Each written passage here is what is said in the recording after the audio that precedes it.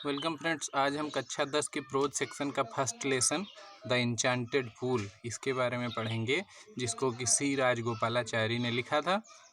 और इस लेसन का अध्ययन करने से पहले फ्रेंड्स हम थोड़ा सा देखते हैं कि ये कहाँ से लिया गया है, क्या इसकी स्क्रिप्ट है। तो ये लेसन जो है वो महाभारत से लिया गया है, महाभारत से उद्धृत है। और उस समय का वर्णन लेखक ने इसमें किया है जब पांडवों को अज्ञातवास हुआ था। अज्ञातवास के समय वो एक जंगल में थे पांचों भाई। तो जंगल में जब हैं तो चलते चलते उनको प्यास लगती है। तो युधिष्ठिर अपने भाइयों से कहते हैं कि जाइए और हमारे लिए पानी लेकर आइए।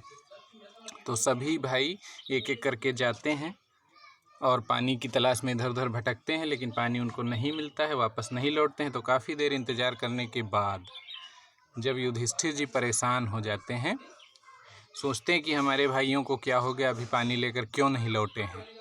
तो फिर वो इंतज़ार करने का इरादा त्याग देते हैं और फिर अपने भाइयों को ढूंढने का निश्चय करते हैं। तो ढूंढने के लिए वो चल देते हैं। चलते चलते एक तालाब के किनारे पहुंचते हैं।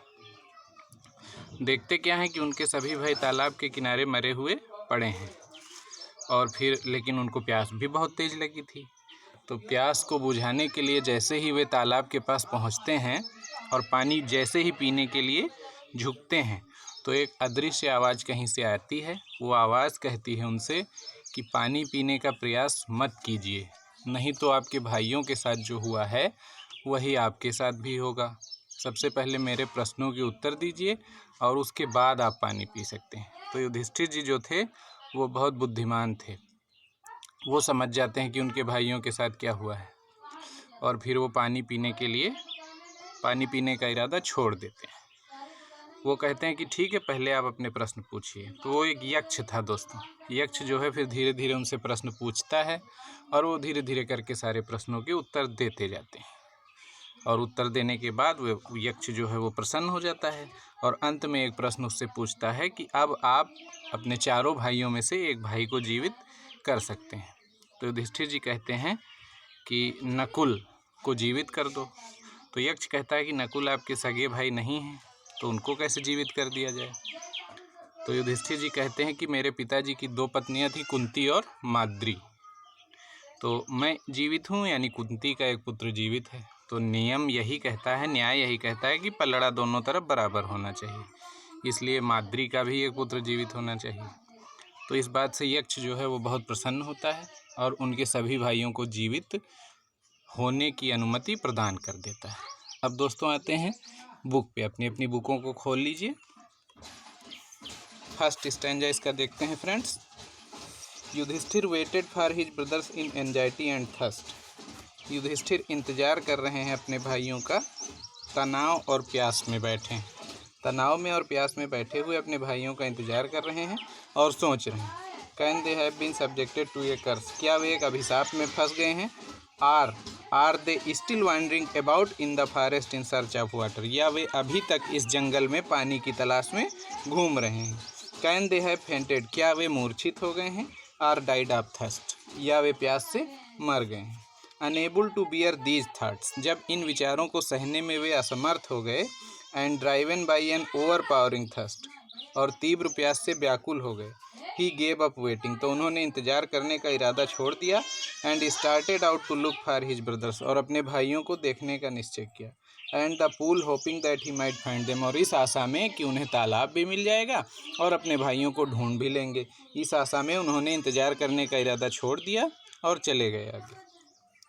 Yudhishthir proceeded in the direction his brothers had taken. Yudhishthira उसी दिशा में आगे गए जिस दिशा में उनके भाई गए थे। And kept on walking. और तब तक चलते रहे जब तक कि उनको through tracks full of wild bear. जब तक रास्ते में उनको जंगली भालू मिले, चितकबले हिरन मिले, एंड बिग फॉरेस्ट बर्ड्स। और बड़े बड़े जंगली पक्षी मिले।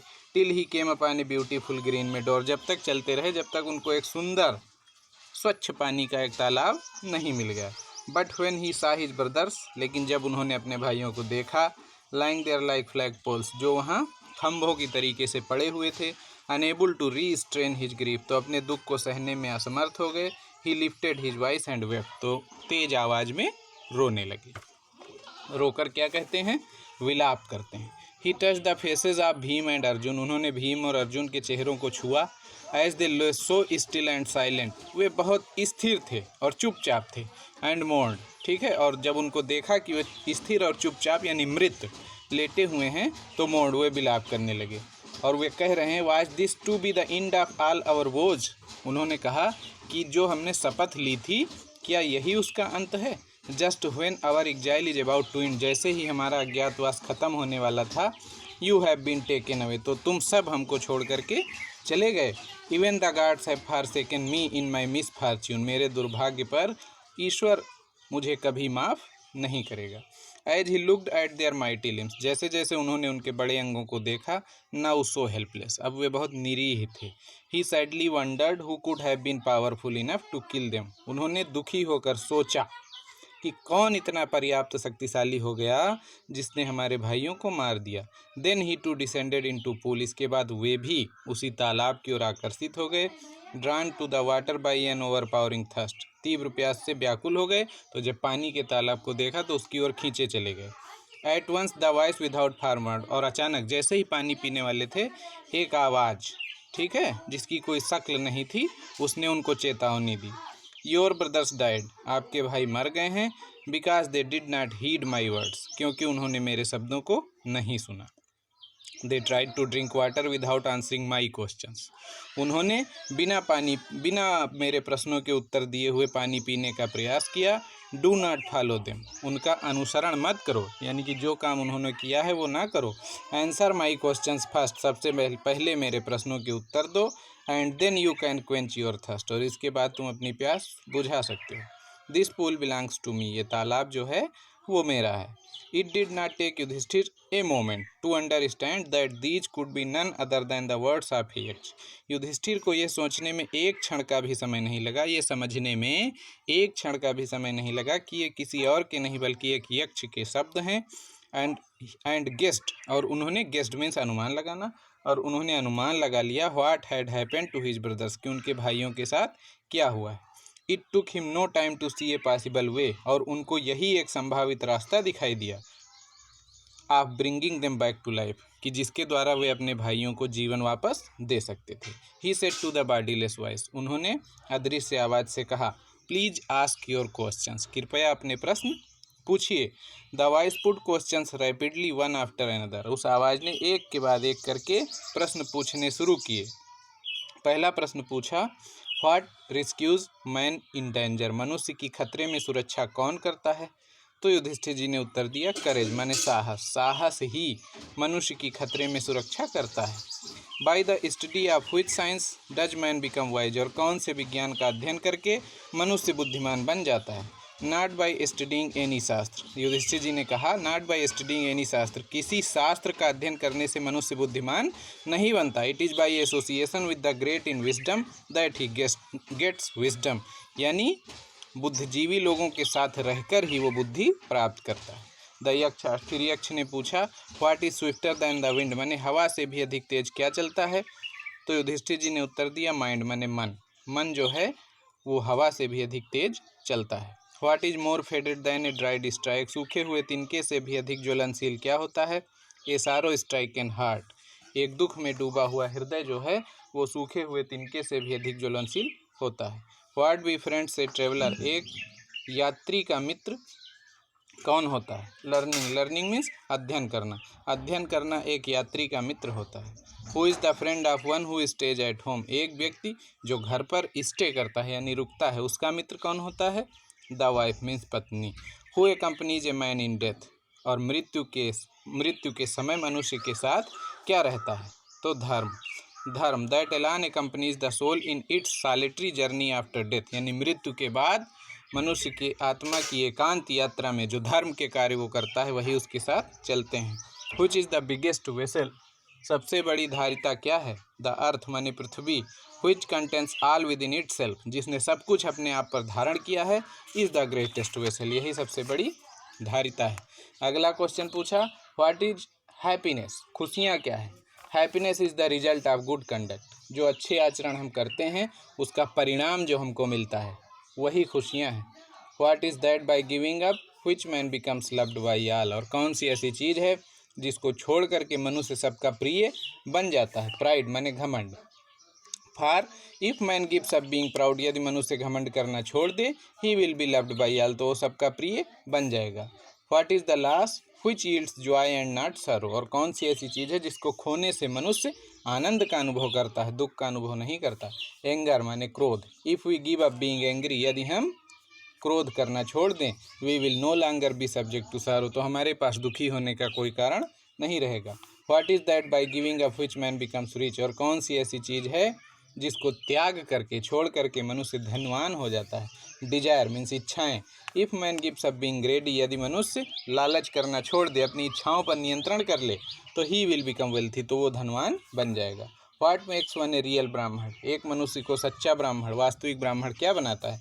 इज इट बर्थ, क्या वो ब्राह्मण कुल में जन्म लेने से, गुड कंडक्ट अच्छे आचरण से, आर लर्निंग या अच्छी अच्छी किताबों का अध्ययन करने से ब्राह्मण बनता है। आंसर डिसीवियसली मैंने सोच समझकर उत्तर दीजिए। Birth and learning do not make one a Brahmin, यानी ब्राह्मण कुल में जन्म लेने से या ऊंची ऊंची किताबों का अध्ययन करने से कोई ब्राह्मण नहीं बनता। गुड कंडक्ट एलान डज, बल्कि अच्छे आचरण से ही वो ब्राह्मण बनता है।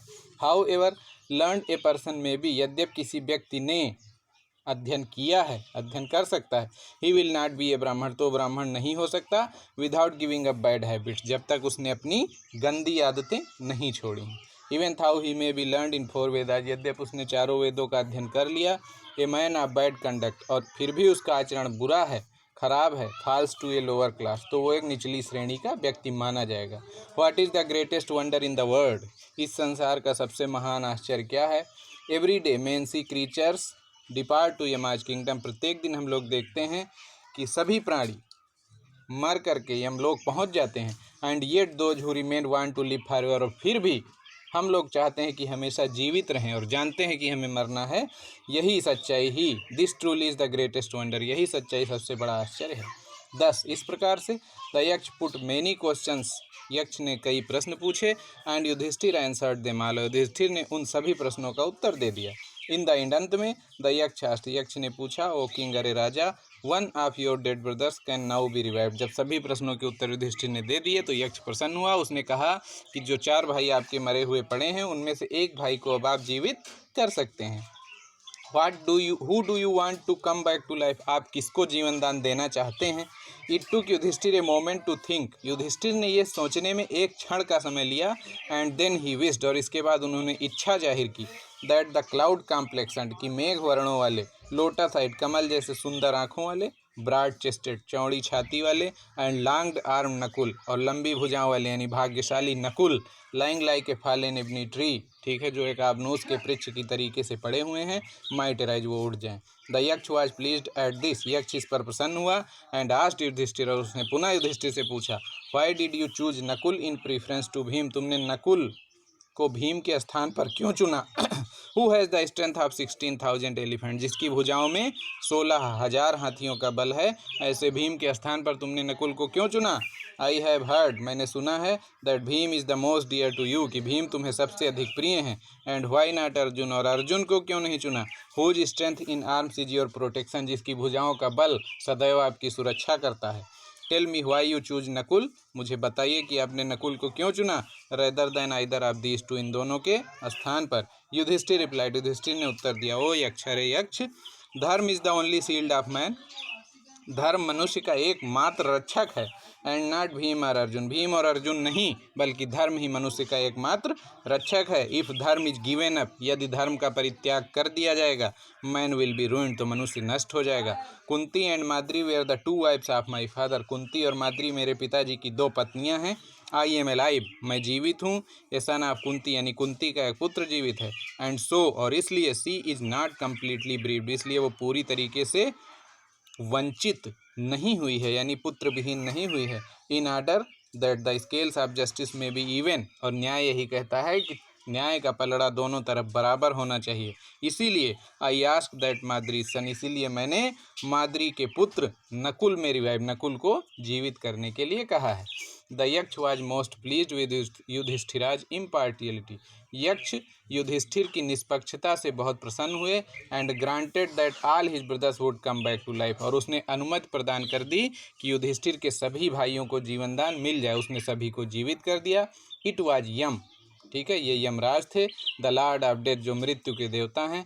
Who had taken the form of Yaksha, जिसने यक्ष का रूप धारण किया था। So that he might see Yudhishthira, की वो युधिष्ठिर को देख सकें। एंड टेस्ट हिम, और उनकी परीक्षा ले सकें।